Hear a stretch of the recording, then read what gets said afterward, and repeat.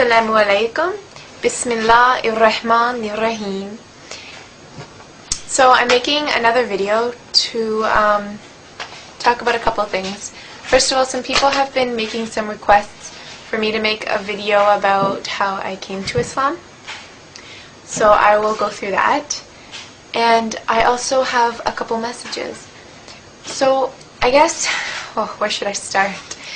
Well, I was raised a Christian, and my dad is actually a minister, and we attended church every Sunday when I was young, and I always had like a strong sense of moral values and all that sort of stuff, and I always had such a passion and love for God, and I've always loved the Prophet Jesus, peace and blessings be upon him, but there was a lot of questions and a lot of things that didn't make sense to me. Like the Trinity, for example, just never made sense to me, and kind of not seeing God as one, even though I know in Christianity they say he is one, but it didn't make sense to me. And a lot of inconsistencies in the Bible, and no offense to any Christian out there at all. And yeah, and I looked at people in society and the way young people my age are acting, people that claimed to love God and would preach about it all the time, but then go out and do these things that were completely against their religion. Not to say that people of all religions do that, I'm sure, and I've seen that as well in all different religions, Hindus, Jewish people, Muslims, everybody. But I think I had a couple good friends, and they seem to really be grounded and have a good sense of morals and just be so peaceful and blessed and happy. And they were Muslim, and they seemed to have this closeness to God that I really admired, and he was so important to them. And this got me interested. Now, in the beginning, we used to debate a lot, actually. I would defend my views, and my friend would defend theirs. And I was so stubborn, and I would listen, but I didn't really listen. I was more just thinking about what I was going to say next, instead of really thinking about what they were telling me. And I went over to one Muslim friend's houses just to study, and they were just talking to me about Eid, and talking to me about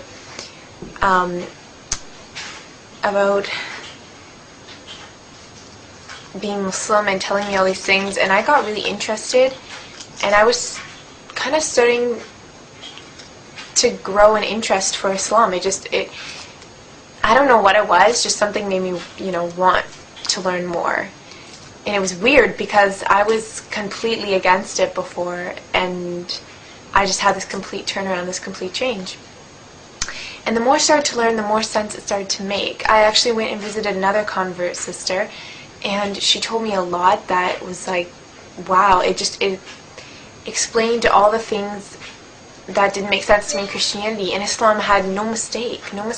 It's perfect in my eyes, and I'm sure in a lot of people's, and it just brought me such peace, like peace of my mind, and it just making a sacrifice for Allah and really taking time out of my day to pray and things like that just really felt like I was worshiping in the right way. I wasn't just living my life how I wanted to, and I kind of had God on the side. God was first, always first.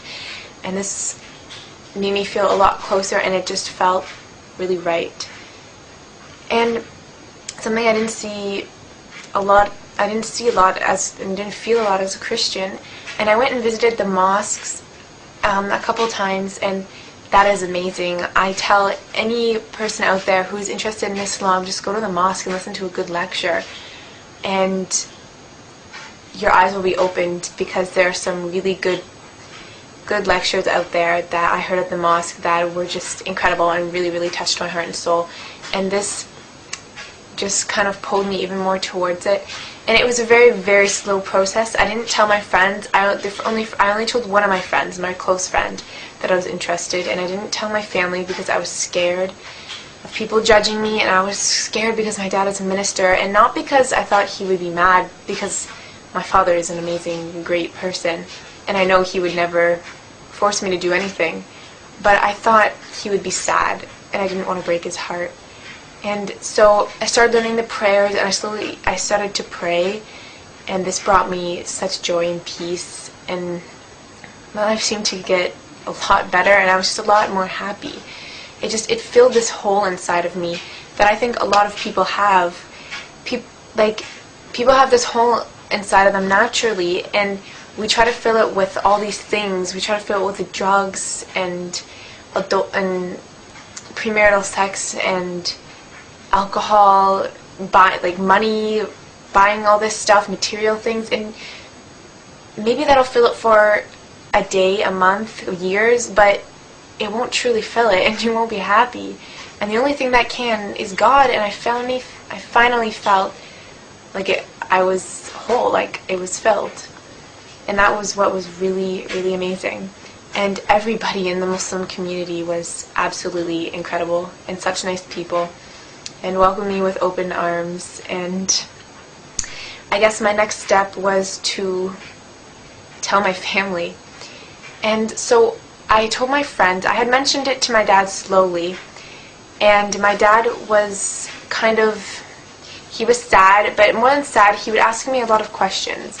Like, oh, so you don't believe Jesus died on the cross? You don't believe Jesus is God? And these questions hurt me, because he made me feel like I was forsaking, like I was doing something bad to Jesus, but I wasn't, because I still loved him, and he's still a great prophet, and I still have that love for him, but he made me feel like I was abandoning him or something.